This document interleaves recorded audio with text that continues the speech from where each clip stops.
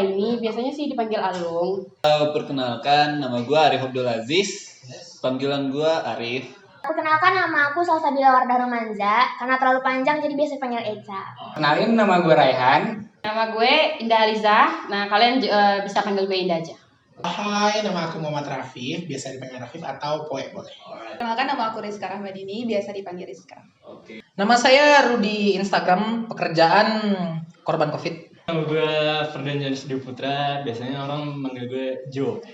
Oke, kenalan ya, gue Jo. Netizen Indonesia tidak sopan, yang paling tidak sopan di dunia. Bisa udah tahu nggak soal itu?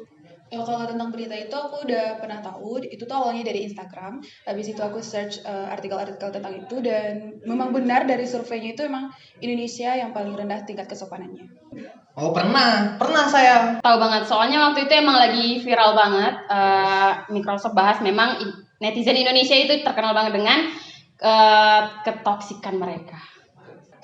Sebenarnya pernah mendengar ya, tapi nggak pernah tahu kalau ternyata berita itu dan penobatan itu tuh dikasih sama Microsoft-nya sendiri gitu. Berdasarkan survei itu, Rizka setuju nggak? Setuju banget. Kenapa? Alasan yang pertama sih ya netizen Indonesia itu sering terlibat pada ujaran kebencian, cyberbullying, ataupun kayak kasus-kasus penipuan melalui media sosial. Itu banyak banget kasus-kasus yang terjadi di Indonesia. Sebenarnya sih lu setuju dan gak setuju. Cuma lebih berat ke setuju. Kenapa? Kalau setujunya sih, Alung setujunya karena memang terbukti dari beberapa kasus yang udah ada di Indonesia, kayak yang viral-viral gitu kan. Kebanyakan netizen kita di Indonesia ini berkomentar negatif. Nah, tidak setujunya karena komentar netizen Indonesia yang negatif ini, semua netizennya kena gitu. Semua netizennya dicap juga nggak sopan. Padahal kan ada beberapa netizen yang bijak menggunakan media sosial.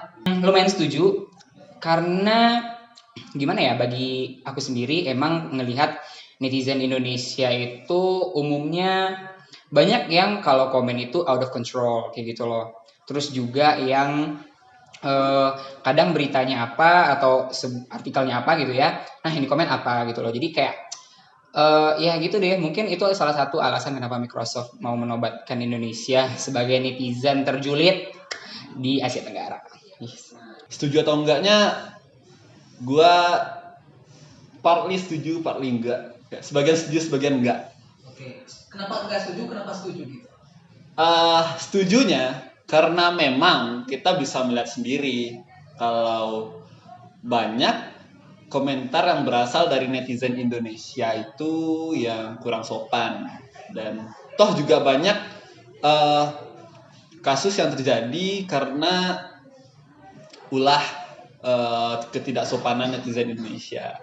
Memiliki kekuatan yang besar dalam mempengaruhi media sosial di global. Apakah besar nggak pengaruhnya?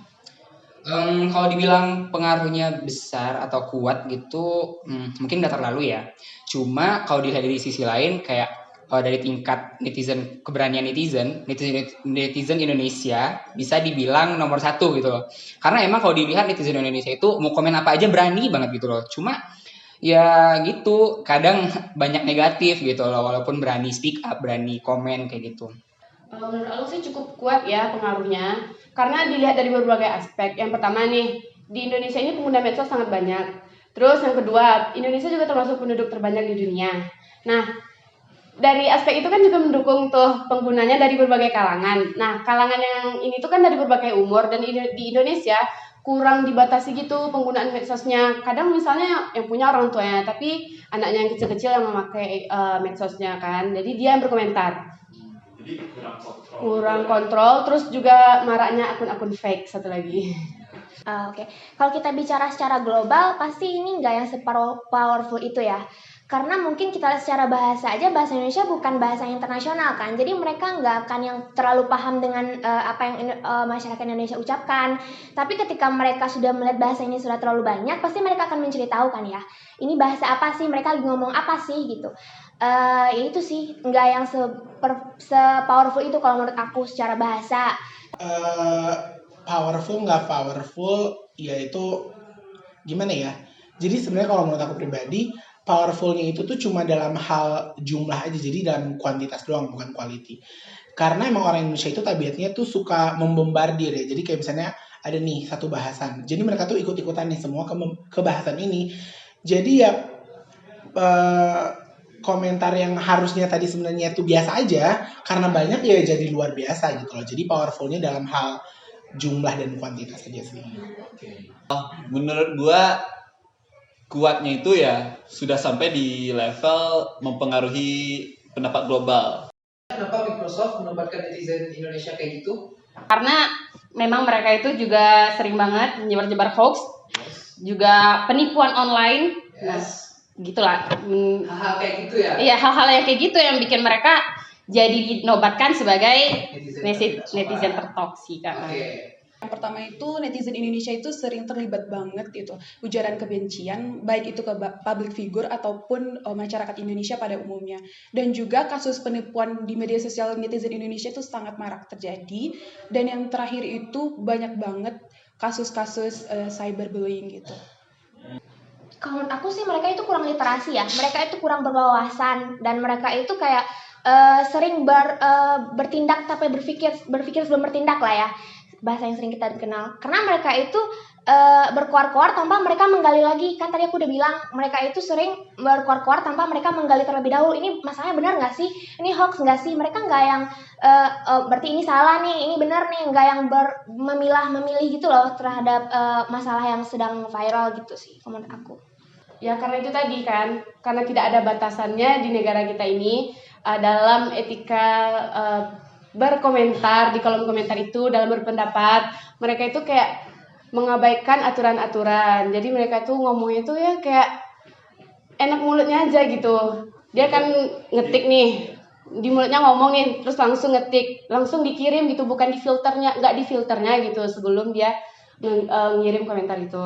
Mungkin karena emang orang Indonesia itu nggak bijak dan bersosial media gitu. Banyak banget contoh netizen Indonesia yang tidak bijak dan bersosial media. Kalau misalnya aku pribadi bisa bilang, contohnya nih di millennials. Banyak banget millennials yang berkomentar itu cuma ikut-ikutan doang. Padahal mereka nggak tahu nih bahasan yang mereka komen itu benar atau enggak, fakta atau hoax dan segala macamnya. Tapi karena emang tabiatnya suka ikut-ikutan, jadi ya mereka ikut-ikutan aja nih. Padahal ya komentarnya tuh bacot doang gitu. Pesan Mas Rudi terhadap masyarakat Indonesia atau penonton nih. They can just buy a smartphone, but not smart enough to use that. Oke, untuk netizen Indonesia termasuk juga aku, itu tuh harus lebih hati-hati memilih komentar-komentarnya di media sosial dan juga lebih bijak untuk menyebarluaskan informasi.